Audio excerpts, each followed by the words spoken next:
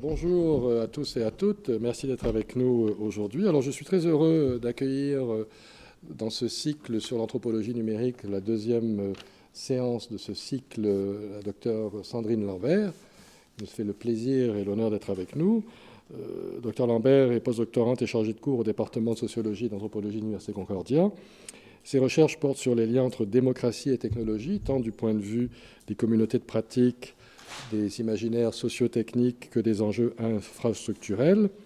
Son projet postdoctoral porte sur les problématiques de gouvernance et d'énergie d'un centre de stockage de données à Montréal. Elle est titulaire d'un doctorat en anthropologie de l'Université Laval. Elle a reçu en 2023 le prix Relève Étoile Paul Gérin-Lajoie du Fonds de recherche du Québec, le FRQ-SC. Et elle me signalait en passant une pièce de théâtre qui se déroule en ce moment, je crois, à Théâtre Jean Duceppe, qui s'appelle Boîte Noire et qui porte sur ces travailleurs du clic que j'évoquais avec vous, c'est-à-dire ces personnes un petit peu anonymisées dont on croit dont le travail est essentiel dans la création de ces grands modèles de langage qui ne fonctionnent pas simplement par l'esprit du Saint-Esprit automatique, mais où il y a des gens qui interviennent régulièrement pour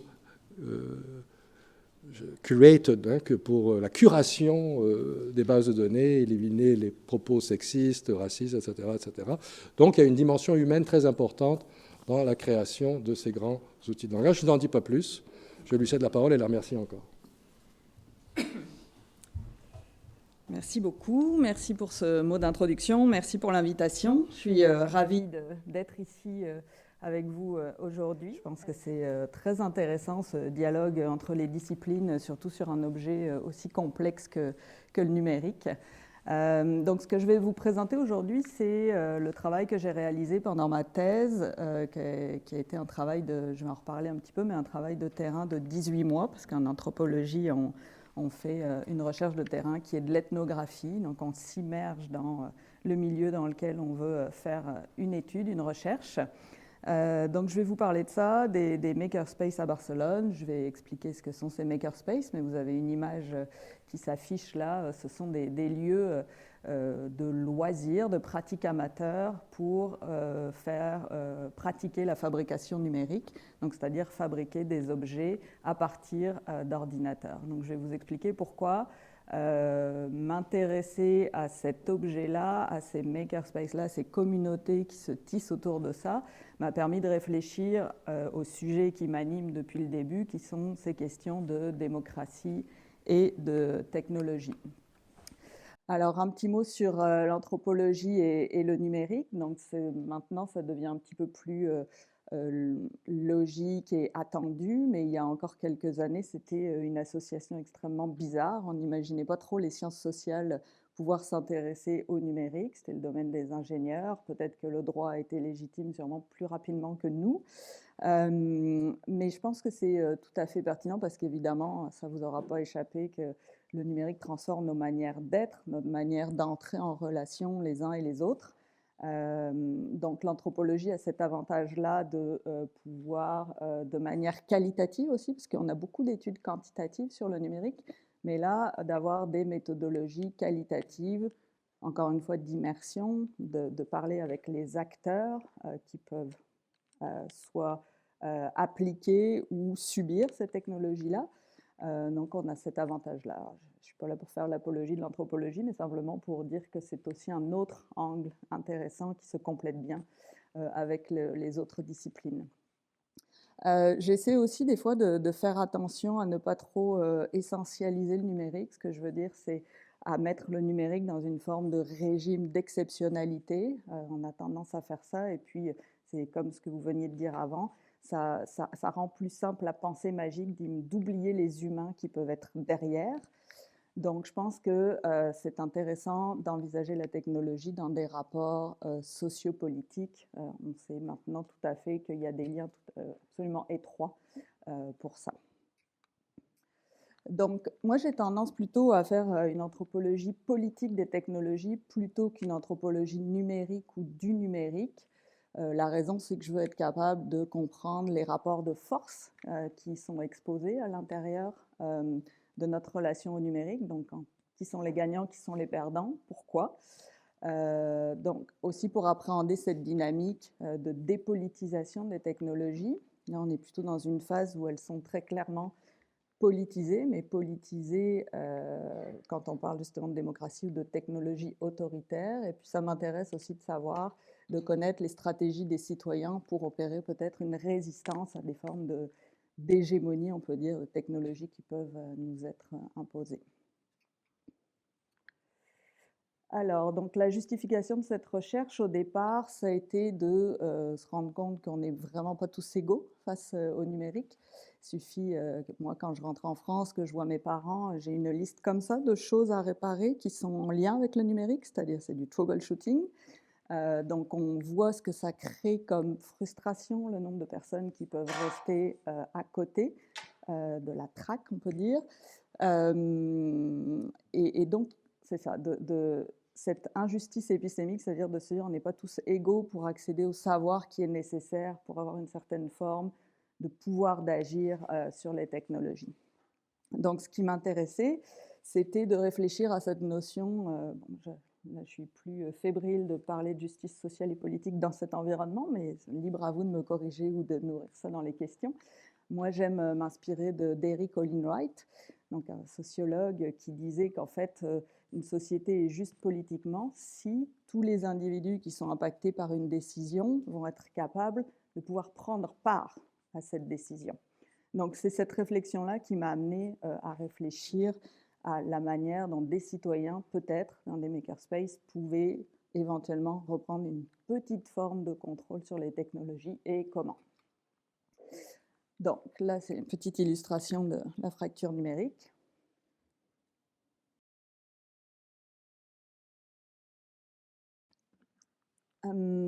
Donc ça, c'est ce qui pour moi était le point de départ de cette recherche-là, encore une fois. Donc des gens sont laissés de côté. Ces fractures numériques, elles sont finalement souvent pas tant numériques, puisque ça reproduit des fractures sociales, économiques, qui sont déjà en place, géographiques aussi, parce que tous les territoires ne sont pas égaux. Donc ça aboutit à une société qui est moins inclusive, puisque tout le monde n'a pas un même accès à certaines démarches. Ça, c'est même le b.a.-ba, c'est-à-dire que dans le domaine administratif, c'est très compliqué parfois d'obtenir des droits si on n'est pas à l'aise avec ces outils-là. Donc on rentre dans des injustices sociales et politiques, selon ce que je viens de définir tout à l'heure. Et je me posais la question à savoir, est-ce qu'on n'a pas des communs négatifs? Je vais définir après les communs. Enfin, c'est l'idée d'une ressource commune. Finalement, je vais le définir maintenant. Donc, une ressource commune avec une communauté et des règles pour gérer ce bien ou ces ressources.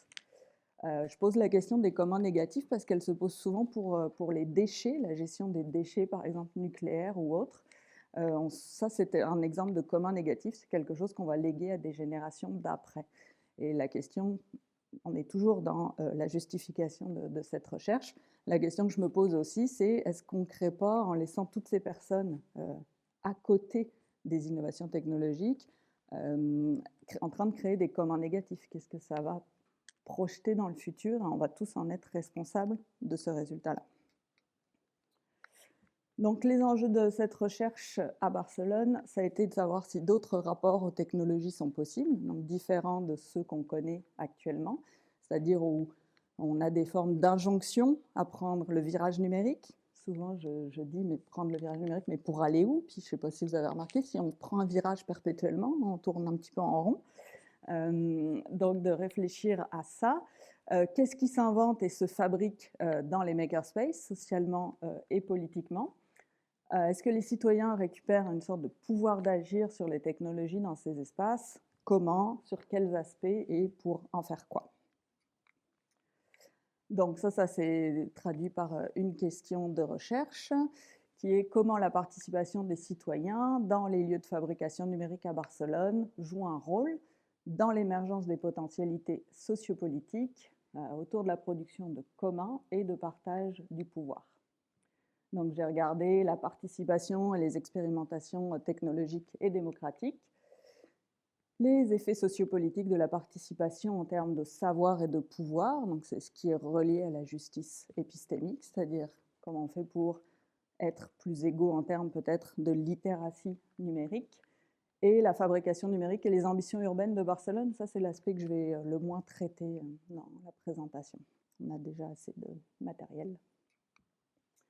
Donc voilà la structure de la présentation. Je vais passer très vite sur les 3 premiers points. On va se concentrer sur essentiellement les résultats, les contributions aux connaissances, puis on ira assez vite aussi sur les points 6 et 7 pour avoir une période d'échange ensemble à la fin, si ça vous convient.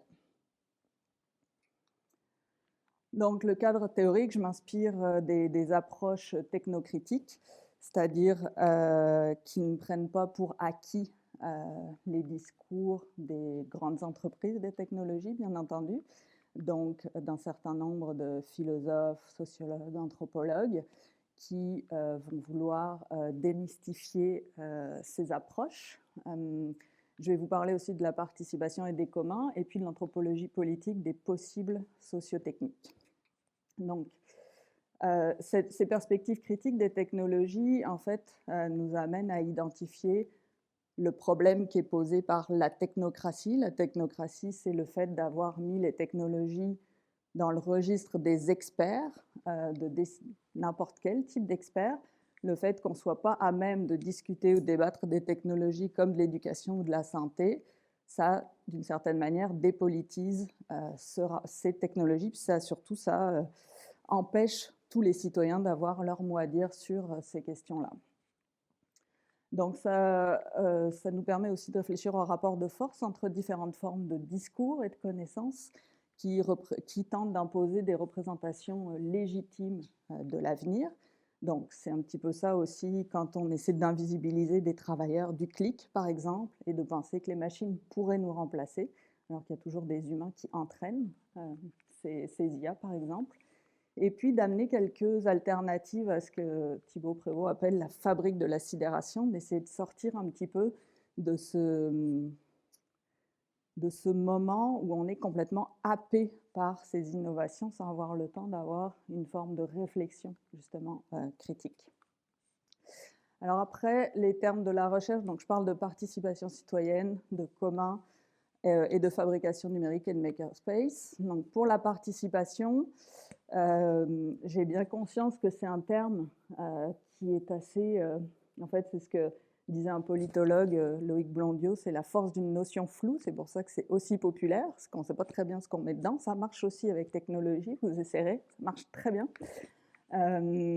Donc, bien que la participation soit tombée dans le vocabulaire commun et puis que ça soit extrêmement instrumentalisé, moi j'ai voulu quand même observer des processus participatifs, mais pas une participation qui est institutionnalisée, mais une participation libre, volontaire et éclairée des personnes qui sont dans ces espaces makers. Les communs, j'en ai parlé un petit peu tout à l'heure. Donc, encore une fois, une ressource avec une communauté et des règles de gestion. Donc ça, c'est important aussi pour parler des makerspaces, puisque c'est une infrastructure qui est en commun, des connaissances sont mises en commun, et aussi il y a une production de commun, production de nouvelles connaissances, qui va avoir un effet à la fois sur des formes de citoyenneté ou de pouvoir d'agir.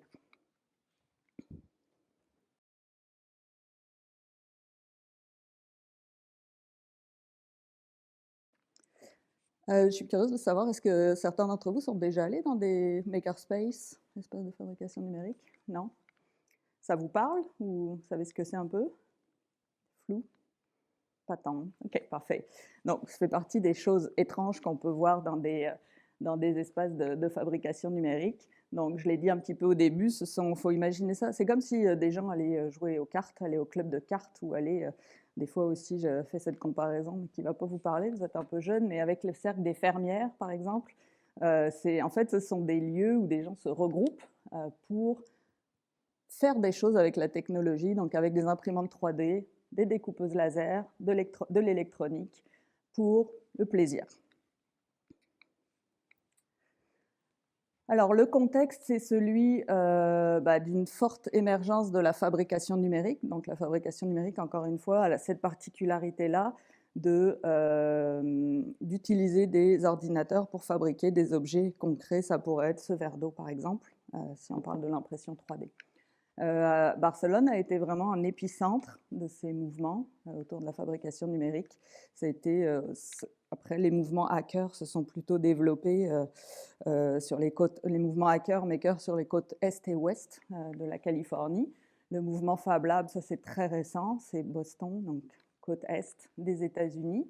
Mais il y a eu une implantation assez importante à Barcelone, notamment parce qu'il y avait des relations avec le MIT et un institut d'architecture important. Et on se retrouve aussi dans une ville qui, depuis toujours, pour se démarquer, donc Barcelone est en Catalogne, au sein de l'Espagne. La capitale de l'Espagne, c'est Madrid. La réalité de la Catalogne, dans laquelle je ne vais pas rentrer là, fait aussi que Barcelone a toujours beaucoup utilisé des formes d'innovation technologique pour se distinguer puis exister sur la scène internationale. J'ai fait un petit travail historique là-dessus. On pouvait remonter jusqu'aux expositions universelles. Puis ça va jusqu'à... Ils ont été aussi les premiers en Europe à avoir des Fab Labs.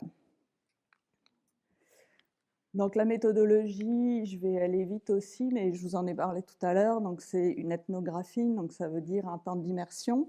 On est sur place. Bon, j'ai pas eu de chance, j'ai été là en pandémie. Ça a permis aussi à d'autres résultats intéressants d'émerger, mais ce n'était pas le contexte idéal. J'ai dû aussi, souvent quand on fait de l'ethnographie, on va apprendre la langue du pays où on va, mais là j'avais plutôt 2, voire 3 langues à apprendre. L'électronique, par exemple, en a fait partie. Si je voulais être capable de m'insérer, enfin le code en fait, si je voulais être capable de m'insérer dans ces lieux-là, il fallait que je puisse parler ce langage pour être crédible et passer du temps en fait. Tout le monde savait que j'étais anthropologue, bien sûr, mais il fallait que j'ai des raisons d'y passer du temps et d'y rester. Donc voilà, ça c'est un des projets que j'ai fait. Et voilà, je ne connaissais rien au départ. Et pour moi, en fait, c'était intéressant de me dire, ok, c'est des lieux qui disent qu'ils démocratisent la technologie, que tout le monde peut s'insérer dans ces lieux-là. Moi, j'y connais absolument rien. Je vais être un très bon cobaye aussi pour voir ce qu'on peut y faire. Alors, on va passer à l'analyse des résultats. Donc, je vais parler de 3 éléments. Le premier, c'est donc la sociabilité. Alors, ça paraît étonnant, mais en fait, une des choses qui a été importante par rapport à cette récupération d'une forme de pouvoir d'agir dans ces lieux-là, c'est le fait qu'on soit dans des lieux physiques. Alors, ça a l'air très très bête, hein, mais quand on parle de numérique, on est souvent beaucoup en ligne. Le fait que ça soit des lieux physiques, ça a eu quelque chose de très important pour développer des formes de sociabilité. Donc les gens fabriquent ensemble, et ça a été une création de mise en partage des communs, comme les connaissances, les machines, les savoir-faire. Ça a amené une participation collective libre et volontaire à travers des ateliers, des cours ou des projets. Donc les gens s'y retrouvaient. Et c'est par ces mécanismes-là qu'on a vu une émergence de subjectivité politique. Les subjectivités politiques, ça veut dire aussi d'avoir une forme de réflexivité sur ces pratiques technologiques. Ça peut aller du fait que pour réaliser un projet, on est encore en train de commander des composants en Chine. Qu'est-ce que ça signifie quand on est un makerspace local? Et puis aussi de mettre en débat le déterminisme technique. Bien sûr, ce n'est pas du tout les discussions que les gens vont avoir sur place. Et toi, qu'est-ce que tu penses de ça? C'est évidemment les mots de mon analyse, mais simplement le fait d'être en train de travailler sur des projets pour soi-même, qui peut être de réparer peut-être un objet de sa maison ou de fabriquer un système d'arrosage automatique pour le parc du quartier, des choses comme ça. Tout d'un coup, on est en train de se dire, OK, on peut peut-être se réapproprier ces projets ces technologies pour en faire quelque chose d'autre. Donc, les makerspaces favorisent la fabrique sociale du fer. C'est des environnements sociotechniques où, cette fois-ci, les technologies rassemblent plutôt qu'elles divisent. Je parlais au départ de fractures, peu importe qu'on les nomme numériques ou sociales. Là, on est dans des environnements où la technologie rassemble des gens de tous les âges, de différents horizons. Un autre élément qui a été important dans ce que j'ai observé, c'est la matérialité. Là aussi, quand on parle de numérique, on a eu tout un discours sur cette dématérialisation qui est complètement factice, parce qu'en réalité, qui est illusoire. autant le nuage, qui porte très mal son nom, puisque ce sont des infrastructures lourdes de centres de stockage de données. Là, on est aussi en train de... disons que la matérialité de ces technologies est très visible quand il s'agit de fabrication numérique, puisqu'on fabrique encore une fois des objets très tangibles. Donc je voulais savoir à ce moment-là ce que ça changeait aussi pour développer certaines formes de connaissances et encore une fois de subjectivité politique. Donc cette matérialité, elle est relationnelle parce que les gens viennent faire ensemble des projets bien souvent. Puis c'est des choses que j'ai entendues dans les entretiens. Les gens apprennent les uns des autres. Et puis un des grands mantras, c'est le apprendre en faisant, en fait, learning by doing. Ce qui revient un peu à la sociabilité dont je parlais tout à l'heure. Et ça, c'est un élément important de l'autonomisation des personnes. Ça aussi, elles m'en ont parlé beaucoup. La fierté de pouvoir réaliser le meuble que tu vas pouvoir aller mettre chez toi, la fierté de réparer quelque chose, la fierté de ne pas commander sur Amazon ou ailleurs, la fierté de faire un système automatique pour baisser tes volets qui n'est pas régi par Google ou autre. Donc, tout d'un coup, le rapport aux technologies devient moins passif, c'est-à-dire on n'est pas en train de subir uniquement ce qu'elles peuvent faire, on essaie de voir ce que nous, on peut faire avec. Donc, ces objets et ces créations sont mobilisés au-delà de la valeur marchande et de la fonction instrumentale. Parce que pour certains, par exemple, quand je suis partie à la fin de mon terrain de recherche, j'ai reçu une petite carte électronique sur laquelle j'avais appris la soudure. Et ça, pour moi, c'est d'excellents souvenirs de moments d'apprentissage en commun. Donc, pour certains, c'est ça. Pour d'autres, c'est faire les cadeaux de Noël à la fin de l'année. Ou ça peut être des projets de plus grande envergure. Donc, il y a une réappropriation des usages et des finalités de technologies qui deviennent appropriables. Je l'ai mentionné rapidement tout à l'heure. Si c'est en logiciel libre, donc pas des technologies fermées, ça rend ça beaucoup plus faisable. Si ce n'est pas le cas, ça devient compliqué. Un autre élément de résultat, donc autour de la capacitation, je vais vous parler dans un instant. Alors sur les photos, c'est Johanna, c'était la doyenne du Makerspace où j'ai passé du temps. Elle avait plus de 90 ans. Elle avait travaillé dans la boucherie sur le marché, donc voilà, un éventail de gens très différents. Et je pense la première fois que je suis rentrée dans ce Makerspace où j'ai passé énormément de temps, en fait, c'est Johanna qui faisait une exposition parce qu'elle avait appris Photoshop. Donc, elle a exposé ses créations Photoshop. Elle était avec toutes ses copines. Elle était en plein Covid, mais on mangeait du gâteau, il y avait des bulles. Et je suis arrivée là et c'était très, très loin de ce qu'on peut lire sur les communications des makerspaces. Donc, cette dimension sociale, en fait, et les gens m'ont parlé aussi de leur makerspace de quartier. C'est presque comme le fermier de famille ou de proximité. Les gens viennent d'un périmètre très très proche et sont persuadés que ces endroits-là sont les seuls. Celui qu'ils connaissent, c'est le seul. Il y en a une trentaine à Barcelone. Mais donc, il y a un rapport très, ça proche, humain en fait. Et ça, je pense que c'est important pour les résultats dont je parle. Et effectivement, il y a différents types d'espaces de fabrication numérique. Ils sont influencés par en fait, pas ils sont influencés, mais ils ont des modes de gestion très différents. Ils peuvent être publics, ils peuvent être privés, ils peuvent être coopératifs. Et ce qui fonctionne le mieux, c'est-à-dire ce qui a la plus grande agrégation de personnes autour des projets, ce sont vraiment ceux qui sont publics ou coopératifs, mais simplement parce qu'ils existaient avant. C'est-à-dire ils existaient avant que la fabrication numérique n'existe. Par exemple, ils pouvaient s'appeler un centre multimédia ou c'était un centre civique de quartier dans lequel les gens avaient déjà, enfin ça répondait déjà à des besoins avant. Et j'ai pu voir que d'autres types d'espaces qui étaient vraiment décidés par la municipalité avaient beaucoup de mal à rejoindre un public. C'est-à-dire c'est difficile de se dire, voilà, c'est un makerspace, vous pouvez faire tout ça. Les gens se disent, à quoi ça sert?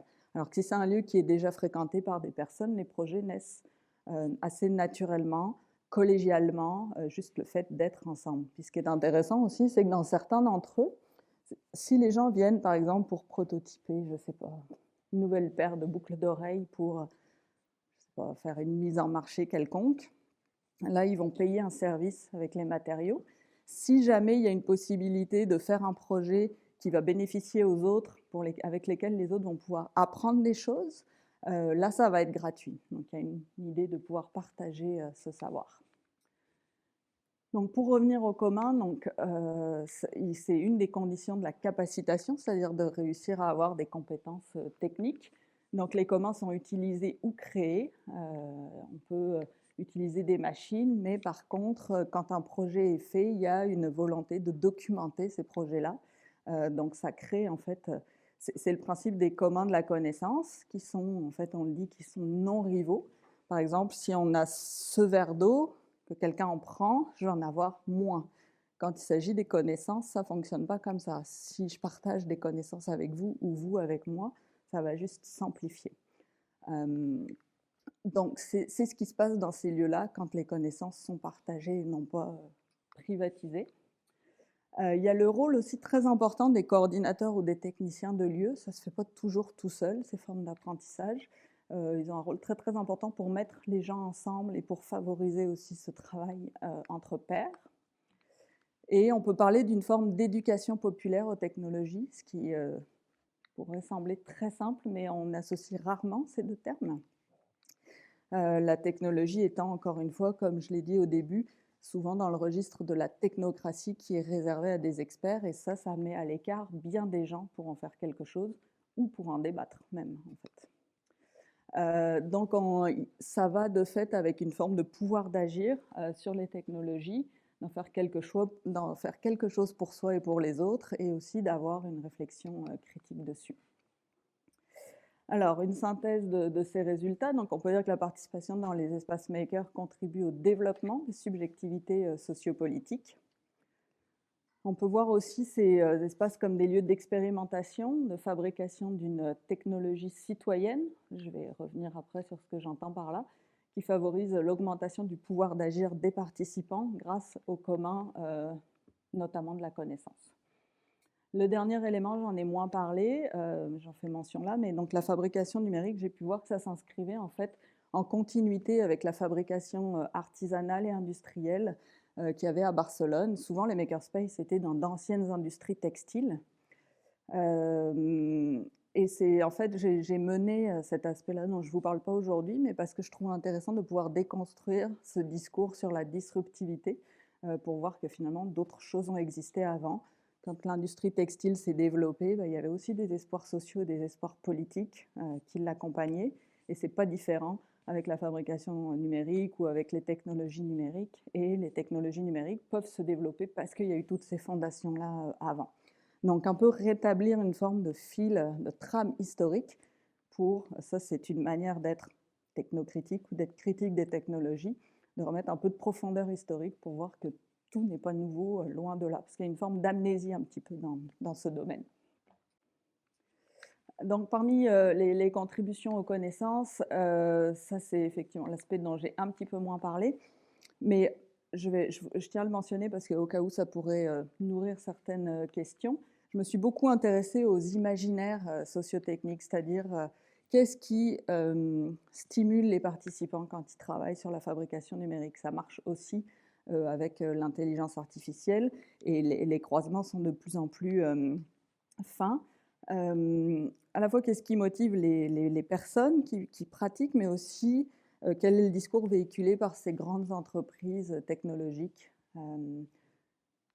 parce qu'il y a un idéal science-fictionnel en fait qui peut accompagner ça. Bon, c'est compliqué de l'aborder sans trop rentrer dedans, mais si vous avez des questions là-dessus, ça me fera plaisir d'y répondre. Et puis sur la zone de gris, ce que j'ai appelé comme ça, entre le techno-utopisme spéculatif et les utopies concrètes, ça aussi, le dire vite, ça va être compliqué, mais je le tente. Ce que j'appelle le techno-utopisme spéculatif, c'est un peu cette forme de techno-solutionnisme, de se dire il y a une application pour tout, ça va tout régler. Donc cette forme de discours autodéclaratif que les grandes entreprises du numérique peuvent professer, quasiment auto-prophétique, et les utopies concrètes, qui est ce que j'ai plutôt regardé. Dans mon titre, je parlais de potentialité de la participation citoyenne et des limites aussi. Là, vous avez vu que j'ai beaucoup plus parlé des potentialités. Donc, c'était un choix de ma part d'essayer de voir dans des interstices, c'est-à-dire on parle de petits lieux, des makerspaces, quels nouveaux rapports aux technologies se fabriquent, c'est-à-dire quelles alternatives se créent. On parle d'utopie concrète ou en acte parce qu'elles sont déjà en train de se réaliser en fait. Donc, ça a été une manière aussi de pouvoir un petit peu décrypter ces niveaux de langage sur les utopies, celles qu'on peut voir, et aussi à quoi elles servent, à qui elles servent, et qui peut être mis de côté, les limites qu'elles peuvent avoir, et celles qui sont dans un horizon de spéculation, et celles qu'on peut déjà voir en train d'advenir quelque part. Alors, ça, c'est plus près de ce que j'ai présenté. Donc, on a parlé de démocratisation des technologies et qui peut être une forme de réponse à la justice épistémique. Et j'ai amené des éléments de réponse à cette question. Donc, comment on gagne du pouvoir en matière technologique,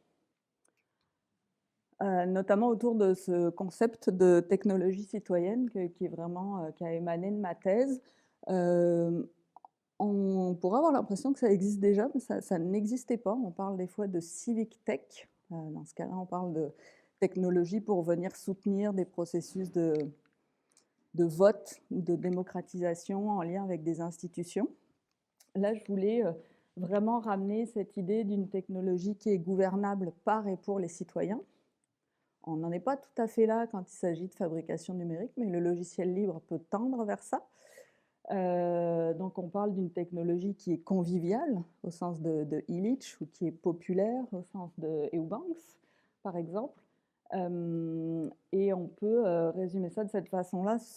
En fait, on peut s'inspirer je m'inspire de la science citoyenne, où là, n'importe quel individu peut contribuer à l'avancement de la science, là où la technologie semble beaucoup plus fermée. Et là, dans ces espaces-là, ces makerspaces, ces espaces de fabrication numérique, j'ai pu voir que les gens étaient capables grandement de contribuer à ces projets-là, à leur développement. Donc c'est ça, c'est l'enrichissement des connaissances, une réappropriation des usages des technologies numériques pour pouvoir imaginer des nouvelles finalités qui sont davantage connectées aux besoins des territoires et des communautés. Par exemple, un des projets sur lesquels j'ai travaillé, c'était, avec l'équipe sur place, ça a été de développer une forme de petit îlot patrimonial à l'aide de la fabrication numérique, donc des outils de fabrication numérique, pour mettre en valeur l'histoire de la fabrique industrielle textile qui existait avant. Donc on a pu faire se rencontrer justement des technologies, enfin en tout cas utiliser les techniques de fabrication numérique avec notamment l'engrenage qui est un élément matériellement extrêmement intéressant, et en termes d'allégorie aussi, l'engrenage qui entraîne un mécanisme très intéressant, pour pouvoir donc permettre à des gens du quartier qui n'avaient aucune idée de ce qu'il y avait avant. Donc c'est un exemple de ce que j'ai pu nommer technologie citoyenne. Et puis ça se caractérise comme la science citoyenne par l'organisation d'amateurs, la contribution à cet enrichissement des connaissances. Alors, quelques limites, parce que là, je vous parle de tout le bien que j'ai observé dans les makerspaces. Alors que j'ai parlé de perspective technocritique au départ, ça peut paraître antagonique. En fait, ça ne l'est pas parce que l'approche technocritique que j'ai, c'est vraiment pour déconstruire, on va dire, comme je l'ai dit un peu auparavant, mais les discours ou les pratiques mises en œuvre par ces géants du numérique, ces oligopoles qui concentrent beaucoup de pouvoir. Et là, la volonté que j'avais, encore une fois, c'était absolument d'observer les potentialités qui émergeaient des pratiques dans ces endroits-là. Donc, c'était une volonté de mettre l'accent là-dessus. Après, évidemment, je ne suis pas dupe, et les limites à ces pratiques-là, elles sont justement, la matérialité était à la fois un élément pour pouvoir prendre en main des choses, mais c'est aussi un problème, puisque comme je le disais, il y avait un besoin en microprocesseurs qui est énorme. Donc on doit importer énormément de matériaux. En fait, l'autonomie reste un leurre, dans le sens, on peut avoir une autonomie de capacité, mais l'autonomie d'approvisionnement des matériaux nécessaires reste extrêmement complexe, plus les conséquences environnementales liées aux chaînes d'approvisionnement. Voilà, la liste est longue, mais c'est juste pour donner une entrée là-dessus.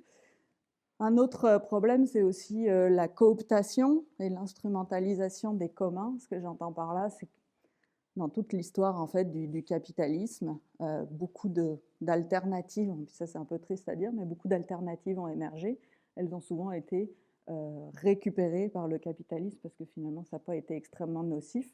Puis dans le cas du logiciel libre, ça a fait, voilà, certaines plateformes comme GitHub ont été achetées par Microsoft parce qu'il y a des contributeurs gratuits qui viennent collaborer, mais qui finalement se font coopter. Donc ça, c'est une autre limite à la mise à l'avant-plan des communs. Ensuite, à l'échelle microsociale des pratiques et des communautés, parce que ce que j'ai observé, ce sont des îlots là, très partiels, mais malgré tout, ça existe. Et je pense que juste le fait que ça existe, c'est ça en fait qui pour moi vient contrer le déterminisme technologique de se dire qu'il y a les innovations sont inévitables, incriticables, que le futur c'est le progrès, mais une certaine forme de progrès qu'on ne va pas définir. De fait de voir que d'autres choses existent ailleurs, il suffit en fait d'un endroit et d'une chose pour que ça vienne créer une brèche dans ce discours-là et selon moi restaurer l'espoir aussi pour s'approprier les choses autrement. Après, il y a aussi une inégalité dans la participation. Qui a le temps d'aller dans un makerspace le week-end, le soir, la journée? Donc évidemment, là-dessus, on n'est pas égaux non plus quand on est préoccupé juste par les besoins quotidiens. Pardon, je ne me suis pas rendu compte. Puis la question du genre, celle-là, on me l'a posée souvent. J'ai trouvé qu'il y avait beaucoup de femmes dans les makerspaces à Barcelone, y compris dans les techniciennes, mais de manière générale, c'est souvent un public sous-représenté. Donc, on ne solutionne pas tous les problèmes parce qu'on sait que souvent des systèmes d'intelligence artificielle, des systèmes technologiques sont élaborés par un public masculin, essentiellement par des hommes, ce qui pose des problèmes après dans l'application, dans la manière dont on va vivre avec ces technologies-là. Ce n'est pas totalement inversé dans les makerspaces non plus. Maintenant, je voulais juste vous dire un mot sur la recherche que je fais en ce moment. Je suis passée de vouloir regarder les potentialités de la participation à m'intéresser à l'impossibilité de participer, qui est beaucoup plus fréquente dans le domaine technologique, malheureusement. Donc là aussi, je suis passée des lieux les plus ouverts possibles, que sont les makerspaces, on appelle aussi Fab Lab ou autres, aux lieux les plus opaques de l'univers technologique, qui sont les centres de stockage de données. Là, je travaille sur un centre de stockage de données qui est dans Griffintown, qui est tellement opaque qu'on a l'impression qu'on a un effet de transparence dans les vitres, mais finalement, ça nous renvoie nos reflets, un peu comme votre vitre là dans cette salle. Donc, ça, je trouvais que pour une réflexion sur Narcisse, c'était assez incroyable. Mais bon. Donc là, se posent des questions de gouvernance et d'infrastructure, mais aussi, donc, effectivement, qu'est-ce qui peut être débattu? Enfin bref, on rentre dans des problématiques de souveraineté numérique, d'avoir du pouvoir à soi, de qu'est-ce qui est débattu, décidément, pardon, petit souci de... Voilà. Après, là, ça permet ces centres-là de ramener cette idée que l'immatérialité est un leurre, parce que là, c'est encore plus flagrant dans le cas des centres de stockage de données. Il y a un besoin en eau et en électricité, c'est colossal. Un jour, il faudra choisir si l'électricité va à l'hôpital ou au centre de stockage de données, si jamais les problèmes de gestion peuvent arriver. Ça crée une forme d'appropriation aussi de territoire et d'infrastructure. C'est intéressant parce que là aussi, c'était une ancienne industrie. On est proche du canal Lachine. Donc, c'est intéressant de voir comment des choses pour lesquelles beaucoup de citoyens, individus ont pu contribuer peuvent être aussi réappropriées de manière privative. Donc voilà, une petite bibliographie sommaire, trop petite pour que vous puissiez la lire. Et voilà. Je vous remercie.